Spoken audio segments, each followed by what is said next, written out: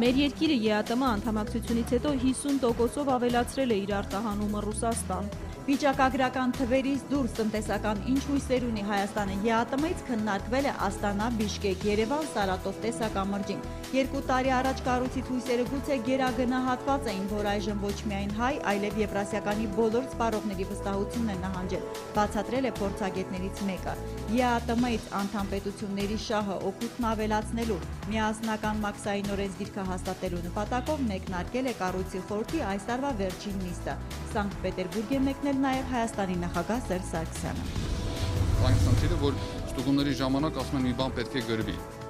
Ոնց որ այդ հարցը փակվում է արդեն։ Ստուգման ժամանակ թերացում չգտած տեսուչն այլևս բիզնեսի լեզվով ասած հարկային տերորով չի զբաղվում, վճարման ենթակա լրացուցիչ գումարներ գրի։ Ոգևորիչ այս լուրով են տնտեսվարողի շահերը պաշտպանող կազմակերպությունները հյուրընկալվել ՊԵԿ-ում։ Մենք մեր աշխատանքի սխալները շտկում ենք, գործարար դաշնել պետք է ստվերից դուրս գալու իր խոստումը կատարի։ Հարկային մաքսայինը մասեր են հաշվապահական ու ՓՄԶՀԿ-ներին։ Բոլորն են խոստովանում, փաստաթղթային քաշքշուկը կրճատվել է։ Այն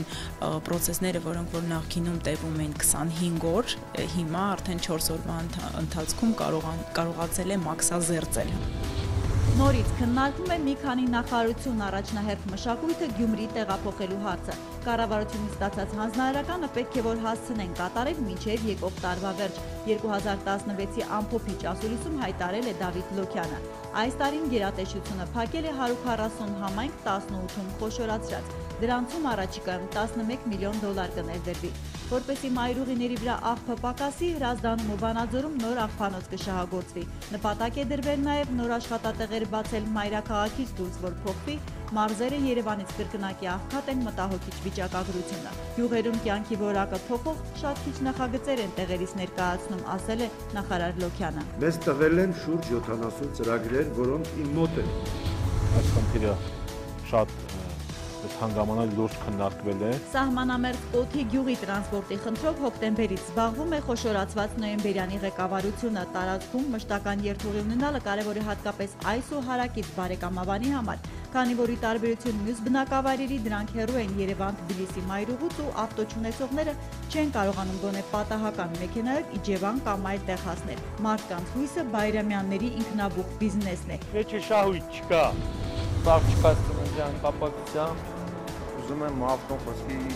յան նվիրեմ։ Եղվարդցի զինվորական ինքը Մերսեդեսը շաբաթ շահեց Վեգայի հերթական վիճակահանությանը։ Կենցաղային տեխնիկայի խանութից Հովհաննիսյան ընտանիքն այս ամիս 3 գնում է արել, 3 անգամ խաղարկության մասնակցել։ Պարզվեց սառնարանի կտրոնը պետք է նրան դարձներ սուպեր դեկտեմբերի 17 մեքենաներից 8-րդ տերը։ 9 ավտո դեռ կխաղարկվի։ Լատատրոնից հանված հաջողակ մյուս տոմսերը փոշեկուր, տաքացուֆիչ էլեկտրական սարքեր են նվիրել նախորդ օրերին վաճառասրահից ապրանք գնած մի շարք քաղաքացիների։ Սպառողին շահումն է ուրախացրել ընկերությանը 3-րդ տարին անընդմեջ էլեկտրատեխնիկայի լավագույն ցանց ճանաչվելու Գելափի նորությունը։ Մայրաքաղաքից մարզեր ընկերության սոցհարցումը բացահայտել է։ Տեխնիկայի առևտրում Վեգան ամենաճանաչված բրենդն է։ Ամենաշատը մարդիկ հենց այս ցանցի խանութներից են ապրանք գնում, օգտվում երաշխիքային սպասարկումից։ Լավագույնը որպես բազմազան տեխնիկա առաջարկող, լավագույն գներով ներկայացող շուկայում եւ նորից նշեցի որպես հետ վաճառքային ծառայություն մատուցող։ Դեկտեմբերի 26-ն աշխարհի մի շարք երկրներում ընդունված է համարել նվերների օր, հաշվի առնելով փաստը, որ Սուրբ Ծննդյան անակնկալները հնում ուշացումով են հասել աղքատներին ու սոցիալապես անապահովներին, Մեծ Բրիտանիայում սովորույթ է ձևավորվել տոնի հաջորդ օրն առանձնացնել նվերների տուփի Boxing Day-ի համար։ Ձյունը որոշ բնակավայրերում ինտենսիվ տեղ-տեղ դադարներով կշարունակվի մինչև չորեքշաբթի։ Դեկտեմբերի 28-ին նոր տեղումները կդադարեն, արև դուրս կգա տեղեկացնում են օդերևութաբանները, բայց եւ զգուշացնում։ Միջերկրածովյան այս ցիկլոնը գնաց դեկտեմբերի 31-ին ձյունառատ մեկ այլ օդային հոսանք Հայաստան կհասնի։ Դեկտեմբերի 26-ին NASDAQ OMX Արմինիայի հարթակում արտարժույթով գործարք չի կնքվել։ Դեկտեմբերի 27-ի համար տարադրամային շուկայում ձևավորված միջին փոխարժեքներն ըստ Կենտրոնական բանկի հետևյալն են։ Թանկարժեք մետաղների համար էլ Արջին բանկն առաջարկում է հիշյալ գնանշումները։